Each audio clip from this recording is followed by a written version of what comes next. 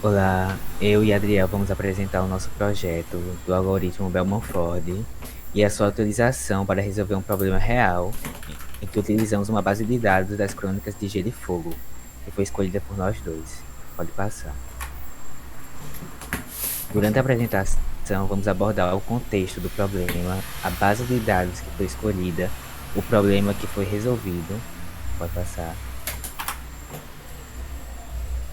A implementação da nossa solução, mostrando um pouco do nosso código, com as suas bibliotecas utilizadas e o resultado e a conclusão em que chegamos. Pode passar. A início, escolhemos esse problema da necessidade que vimos de um algoritmo para analisar as redes sociais e as conexões entre os grupos de pessoas, entendendo melhor sua formação e como eles funcionam.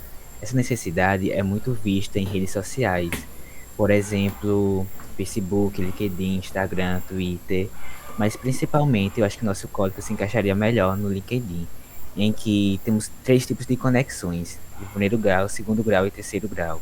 A de primeiro grau são tipo seus amigos. Isso são pessoas que você é diretamente conectado na rede social. A de segundo grau são as conexões das suas conexões. E a de terceiro grau, as conexões das conexões da sua conexão. Enfim, o nosso algoritmo ajudaria nessa identificação e serviria para recomendar pessoas que podem fazer parte do mesmo ciclo social que você. Então, mirando nesse problema, usamos a base de dados. Pode passar, pode passar. Tá. Mirando esse problema, a gente escolheu essa base de dados de Game of Thrones. No caso, não é bem de Game of Thrones, é das Crônicas de Gelo e Fogo, do livro que inspirou Game of Thrones, né? Em que essa base de dados contém a rede de interações entre os personagens. E esses dados foram coletados. Você pode acessar melhor essas informações no link de lá, mas enfim, esses dados foram coletados após a observação das pessoas que fizeram esse base de dados e quantas vezes o nome de dois personagens eram referenciados em até 15 palavras um do outro. E o peso das ligações seriam, no caso, a quantidade do número de interações. Pode passar. Então, através dessa base de dados, a gente mirou nesse problema que já citamos e desenvolvemos um código que nos permitia entender se há alguma conexão entre dois personagens e o quão distante é essa conexão, como fizemos isso através do algoritmo de menor caminho, o Belmont-Ford. E pode passar. O que é Belmont-Ford?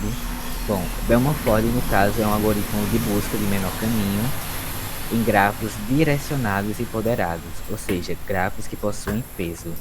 E diferentemente do outro algoritmo de menor caminho, ele admite pesos negativos. Seu tipo de execução é O vértices vezes edges, que no caso é número de arestas, e utiliza do como como ele funciona? Bom, ele funciona através da técnica de relaxamento, fazendo várias aproximações entre as distâncias entre os vértices até encontrar uma solução. E no caso, ele não vai utilizar uma fila de prioridades para relaxar as arestas, e vai simplesmente relaxar todas, e é por isso que ele acaba tendo um tempo de execução um pouco superior ao de Digistra. Não sei como fala o nome. Enfim, pode passar. Agora, pro algoritmo, é, o algoritmo Bellman-Ford, ele recebeu o grafo a ser usado, o vértice de origem e o vértice de destino.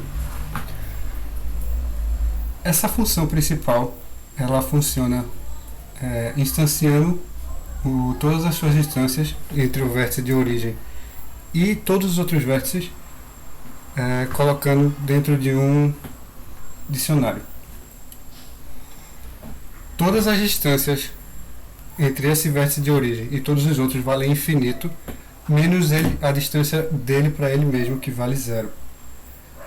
E após esse dicionário instanciado, a gente passa para a função de relaxamento, que vai relaxar todas as arestas e depois retornar para a função um novo dicionário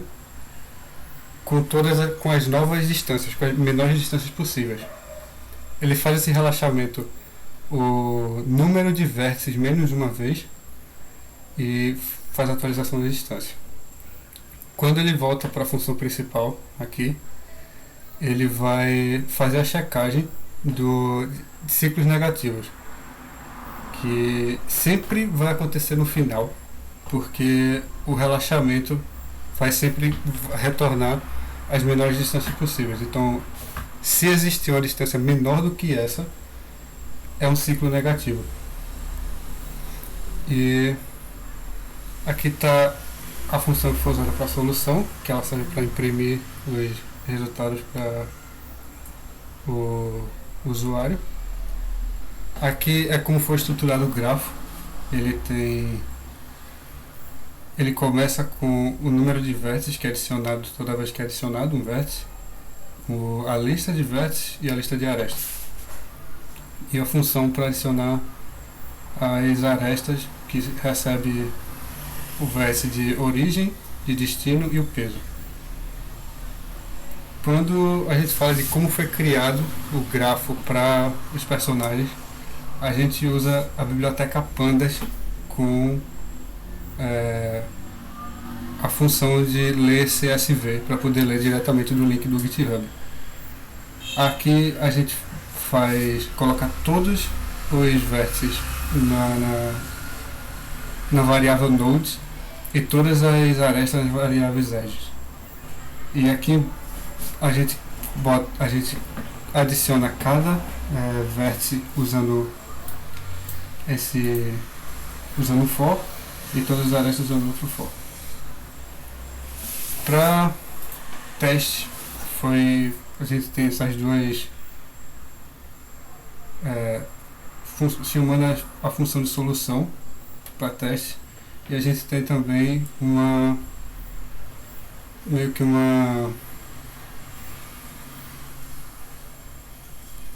parte visual desse código para ficar melhor para o usuário também, onde aqui o usuário pode pedir, vai escolher pela primeira letra o nome do personagem de origem e vai pegar o número,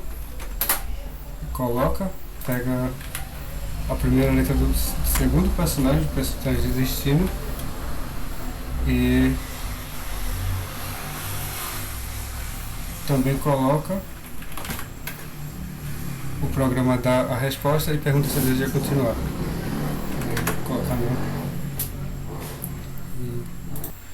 Então esse algoritmo serviu para mostrar os resultados de meio que uma simulação do que acontece no LinkedIn, no Facebook, como foi falado antes. A gente consegue analisar as conexões entre um personagem e outro e criar meios de interação e de uma forma mais eficaz.